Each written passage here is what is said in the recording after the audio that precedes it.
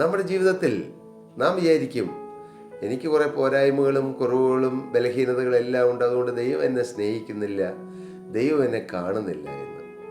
എന്നാൽ അത് മറിച്ചാണ് പ്രിയരെ. എവിടെയെല്ലാം കുറവുകളുണ്ടോ, എവിടെയെല്ലാം പോരായ്മകളുണ്ടോ, എവിടെയെല്ലാം താഴ്ചകളുണ്ടോ, എവിടെയെല്ലാം അപകർഷതാബോധത്താൽ തല മുമ്പിട്ടിട്ടുണ്ടോ, അവിടെയെല്ലാം യേശു അവരെ കാണും. യേശു അങ്ങോട്ട് നോക്കും. കാരണം യേശുവിൻ്റെ ലക്ഷ്യം, യേശു നീതിമാന്മാരെ അല്ല, യേശു പാപികളെ അത്രയേ രക്ഷിപ്പാൻ വന്നത്.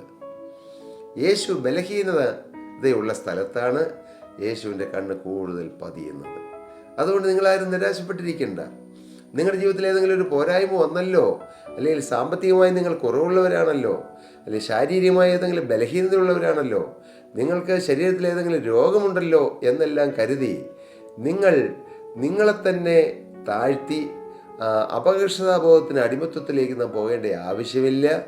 നിങ്ങളെ ഓരോരുത്തരെയും സ്നേഹിക്കുന്നൊരു യേശുവുണ്ട്. യേശു എല്ലാവരെയും സ്നേഹിക്കുന്നു.